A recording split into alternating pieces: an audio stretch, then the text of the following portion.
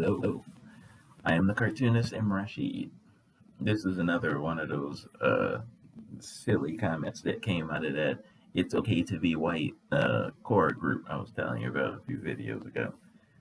Um, the general flavor of that group is these are soft-spoken, um, gentle, um, uh, white supremacists trying to calmly explain their mythology in a way that they want people to just get it and accept it. It's basically the opposite of how I sound in this video series, where I'm passionate and mad, and so they're trying to be, just because I'm, Deep Thoughts by Jack Handy, kind of, how they're trying to present all the photos are of smiling white kids. It's, you can see how they're trying to have to spin it. So they're trying to because we're cosplaying as civilized, you have to just accept it as true. That's how it comes across. There's another one, a mirror group that goes with it, probably by the same dude, that has that same feel on it. I forgot what it's called. It might be the title might be a little bit more confrontational, it's okay to be white. But anyway, let's explore their most basic concept of they're smarter than everybody. Just based that's important just because of the setup on the world stage of them pretending that. Because a casual glance at history reveals they hate competition. They don't believe in equal opportunity for everybody, which means they don't believe in a meritocracy at all. So the very concept that you're going around, I'm smarter than everybody else, it's goofy, sloppy in its goofiness. I'm the former slave class in the United States of America. For that entire 230 years, it was illegal to teach me how to read and write. Why?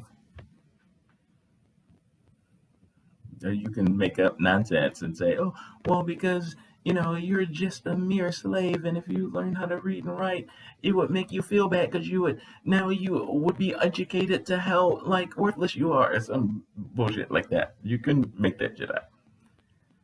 The real reason you didn't want me to read and write was so that you could pretend you were better than me, strutting around in the earth like a fake lord. You withheld things that were good so you can give the impression of being look how intelligent I am. I've read all this stuff and I can pontificate all this, and you can't because you're just a slave. All you know is cotton, burlap sack, pork leavings, and dirt, and slave row. That's the sum total of your vocabulary. Oh, and big house and massa. That's all you know. Keep you there so I can treat you like a kid. That's why you didn't want me to read and write. So when slavery was over and I'm learn how to read and gobbling up all this stuff, the next step for you was to withhold the highest quality education and leave me with the functional equivalent of hem hocks and chitlins. You leave me so that once again you can pretend to be better than me because you have all the good shit. That hasn't changed. So you white flighted as your response to the Supreme Court's Brown versus Board of Education decision. The only way I was going to be able to get the high quality education that you hoard in your vaults is to be integrated in your schools. You refused. Why? Why did you refuse? Because you don't believe in a meritocracy. You believe in rigging the game for you. if you truly believe that you were like the high evolutionary and, the Professor X, and if you truly believe that that was you, why wouldn't you want me to read all the same stuff you read and get the exact same level of education that you get so that we could both be in the Ivy Leagues? Because if your mythology was real, if you were the highest evolved, I'm so naturally so much smarter, if that was true, why wouldn't you want to flex it instead of pretending to flex it? You cheat. You rig the game in your favor, and then you strut around as if it was a meritocracy. And all your minions keep coming into my comments saying stupid shit as if your mythology is actually true. We both know you are full of shit and a coward.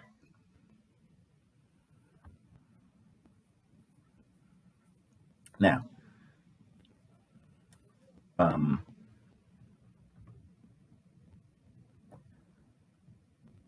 I know that you are enamored with the mystery systems of the ancients, at the rise of European imperialism.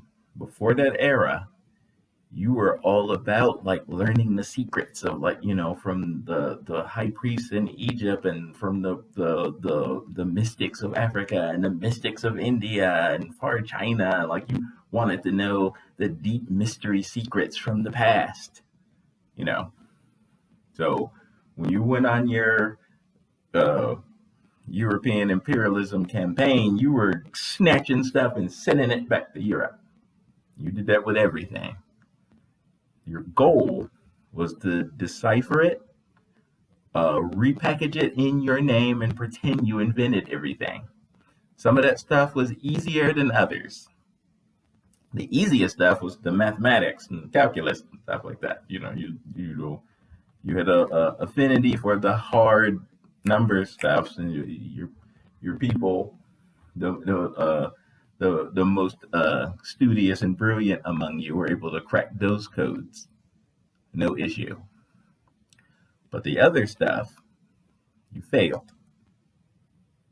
The spiritual stuff, the like high consciousness stuff, you tried, you failed. And in that failing, you decided, well, the grapes are probably sour anyway. That was your response. You treated, okay, so I can't figure it out, therefore it's a fiction. Now, there's people among you who either still believed that it could be cracked and still tried, or let's say, there's people among you who just know that the other people believe in it, and they just created a system of grift schemes and stuff to like sell snake oil, pretending you understand the mystery systems. I think it's both. I think there's really those among you who feel the hollowness of for love of money, wealth hoarding lifestyle, and deep down in you recognize you are the unrepentant hellbound for it, and you're desperately trying to find some alternate way you can be saved from doom without having to confront the very harsh language of the Abrahamic God. So you're trying to find some sneak back door. How can I have my cake and eat it too? How can I on earth be wealth hoarding, demonic, racist piece of shit and still get into heaven? How can I do that? That is some of you. The rest of you don't even care. I'm just gonna go straight atheist and hope that my soul will dissolve into dust like Thanos' snap, like in Piers Anthony's on the pale horse book where the atheist soul just dissolved and didn't get to play the game. You wish by no means that's about to happen. This is God's reality. The one God said what was going to happen when it was all over on the day of judgment. You don't get to opt out just because you have a lot of money and you think you get to opt out because you have a lot of money and you're white. No. So, you fear the meritocracy.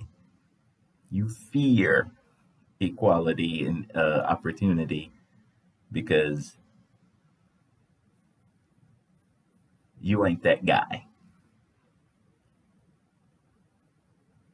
This is an easy thing. Like, this is not hard to like piece together, just how you move and how you walk. You like the flex.